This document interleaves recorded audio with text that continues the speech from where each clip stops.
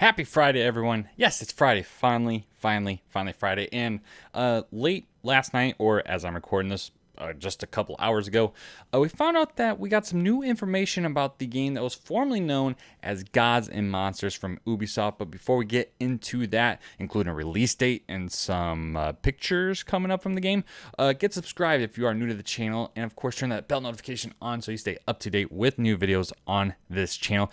As well as like this video if you could, because it will help other people find this video and this channel just like you did. Now, without further ado, let's just get into this real quick, because I'd rather just show this and share this and then leave all your thoughts in the comment section down below. So Wario64, by the way, if you are someone that loves wasting money on video game stuff, follow him on Twitter, okay? Because, well, I mean, not just that, but he's the reason why I found out about this specifically. So Wario64 is a user on Twitter that definitely shows off a lot of gaming stuff, whether it's new sales coming out or new findings like this. So the game formerly known as Gods and Monsters is now known as Immortals Fenyx Rising. Not in love with the name, but the name is irrelevant, really. Next Thursday, September 10th, Ubisoft is having their next Ubisoft Forward event, and they announced that they were going to be showing off this game once more.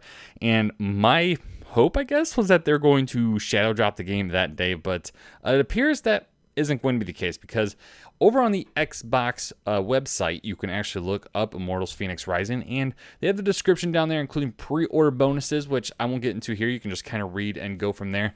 But they do talk about pre-orders, and here's the important thing. We got a release date.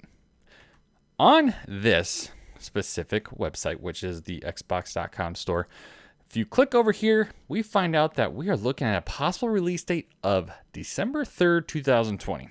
Now, I know you're watching a Stadia channel, you're wondering, why am I looking at Xbox stuff right now? Because this is a multi-platform game, and it's multi-platform to Xbox, PlayStation, I believe the Switch is even getting it. PC, I don't know if it's going through, obviously it wouldn't be, it's Ubisoft, so it's going through Uplay. And of course, Google Stadia. So, multi-platform games typically have day and date. And Gods and Monsters, or now known as Immortals Fenyx Rising, was one of the first games that we were told was coming to the Stadia platform. Then again, so was Cyberpunk, and we're probably not getting that the same day, but chances are Ubisoft, who has been doing day and date for Stadia, or at least are planning to with Assassin's Creed and Far Cry in the next few months, should be looking at Immortals on the same day, also known as December 3rd, 2020. Now, here's the next thing. We got some pictures. Got some pitches. All right. So we got a nice little flying overhead here, and it's very Breath of the Wild aesthetic.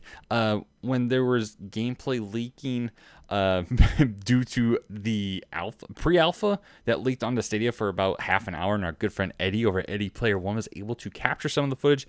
I think he streamed it even. He had it up on Twitter and got plenty of people getting their eyes on it because it was the very first look that we had pretty much seen. And the fact that Google, I don't know what happened there, but the pre-alpha got leaked onto Stadia, and people were able to claim it. And I was able to claim it myself, of course, but I was at work, so I didn't get a chance to do what he did. But it's a nice little overview of the world. And of course, this is some combat going on here. It's very Breath of the Wild-esque when it comes to at least the enemy here. Looks very much like something you'd face in Breath of the Wild. A very exaggerated weapon here, of course. And definitely the player models have a different look to them. They seem a little more defined than Link did. But the color palettes, in general, the way it looks is very Breath of the Wild. And there's even some Breath of the Wild mechanics, including climbing and your stamina and how that works out too. And it's even almost the exact same circle. We're going to see more about this game, especially in action, next Thursday. So it's going to be interesting if it looks exactly like Assassin's Creed, which is what they use as kind of like the base to build the game off of. I hope it isn't a new game with that skin on, because I want this to be an entirely separate thing, all right? And here's another picture here. So I'm going to leave links to this in the description so you can check these out yourself. Of course, this is over at Wario64's Twitter, a great follow. So I want to know what your guys' thoughts are about the release date and all these awesome pitches, because I think this game has the potential, but we'll find out more about how it plays and how it will actually look now in a pre-alpha state next Thursday. So let me know your comments in the comment section down below, obviously. And if you haven't already, like this video, get subscribed. In the meantime, have a happy Friday, and of course, don't forget to join us in a couple hours for the Stadia Initiative's 11th episode. But in the meantime, thank you as always for your support, and party on.